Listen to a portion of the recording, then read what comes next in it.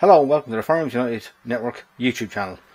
We have a few revolvers in front of us here. I'm going to take a little time now. We're going to talk about revolver development. We're going to spend a little time talking about revolver, the development of revolvers, their applications and their place in the world today. Thanks for joining us. Right, what we're looking at here these are actually replicas of Colt revolvers. This is a Colt model, Navy model, Colt Navy, model 1851. This is in caliber 36. This one here is the Colt Army model, Colt model 1860. This one is in caliber 44. Now, the reason these were a significant evolutionary step in hand firearms is these were repeaters. Prior to this, they were still muzzle loading for all intents and purposes. You had to pull the half cock for a start, like that. Then your cylinders could rotate. You would load your charge of powder in here, then your ball, and you line it up like this, and you use the rammer on you to ram your cartridge like that. Put it back up, and then you'd use a percussion cap on. This is what's called a nipple. The percussion cap would go on the nipple like so, and then you got 6 shots. That's in caliber 36. The Army model was in caliber 44, but the process was the very same. Load your powder and your ball. Use the lever here to ram the charge.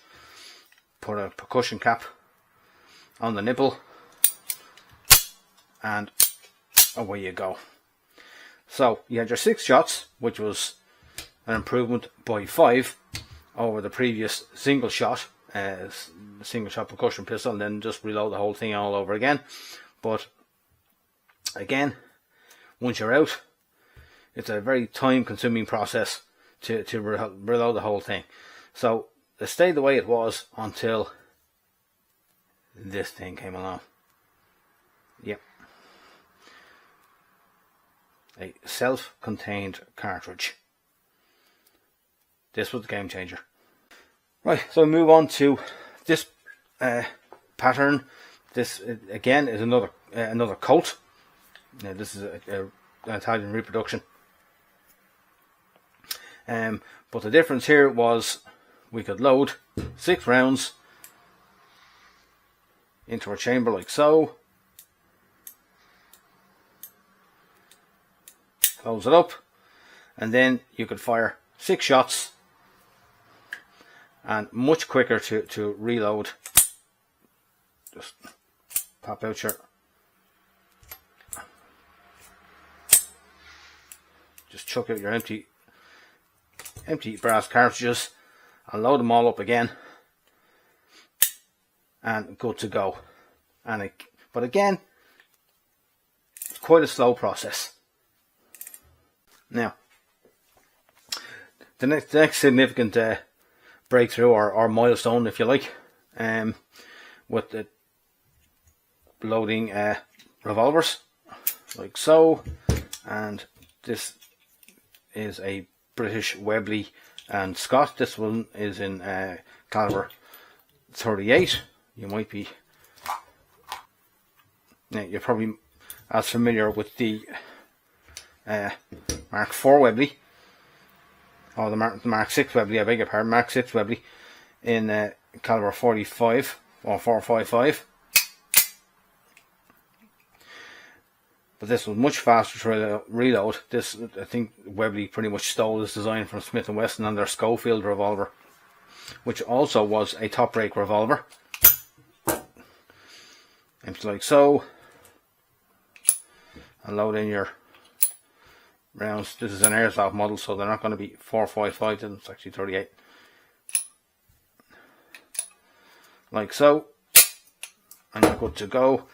The Smith & Wesson, this is a model 1910, which is an updated version of the Smith & Wesson 1898 hand ejector, but load like so, and then you load your 6 rounds. Now, as we could tell from, if we look at our Webley, or this one rather, just the rounds just sit in, and they see the way they kind of sit at the top there, the rims just sit on like so. On the commercial guns, don't know if we can see it there, we turn to the light, you can see the rims are recessed in, so our cartridge goes in and sits flush. It's just a nice little finish. Yeah, cartridge sits flush, and a pinned barrel. The Smith & Wesson will stop doing that in later models. So just a nice finish for the Smith & Wesson model 1910 revolver. We're going to move on now. I'll move on now to more modern revolvers. Now, these are all blank firing reproductions of actual revolvers. This is the reproduction of a Ruger SP101. This is a reproduction of the Smith & Wesson Chief Special in caliber 38. This is in caliber 357, and this is a reproduction of a Smith & Wesson 686. This is by a Turkish company called Zaraki. Anyhow, I'll take 38 caliber blanks.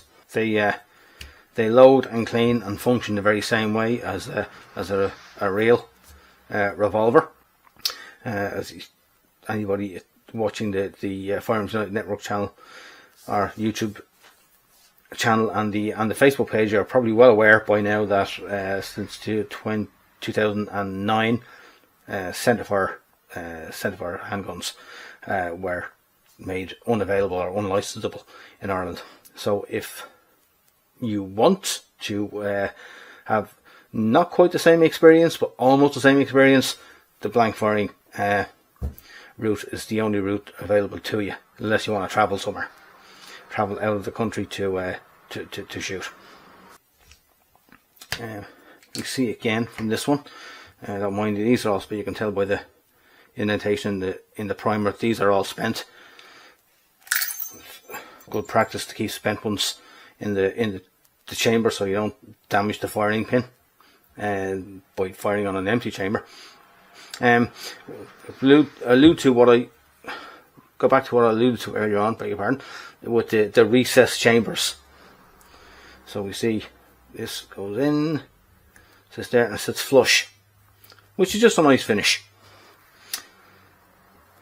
Even though these are blank firing replicas, they're extremely well made, very reliable. I've never had an issue with any of these, regardless of whatever kind of or quality of blank I put in them. They always fire, and they always eject. They don't have a tendency to pop the primers and jam the gun up. That's never been a thing with any of these. Never been a thing with this one either, which is another a German make, and this one a German make. Talk about revolver in today's world, right? As far as where we live in Ireland, they have no practical application, because firearms are just not used here for self or home defence. They're not licensable for that purpose. Our police service, I think, have long since stopped using revolvers and switched to self-loading pistols as a general issue sidearm. So are they obsolete? I wouldn't say they're obsolete. They're probably obsolescent, but I wouldn't say obsolete. So thanks very much for watching this presentation. If you like it, please like and subscribe to the channel. Any comments you have, stick them in the comments down below. Any questions, I'll be happy to answer them. So thanks very much. Good night.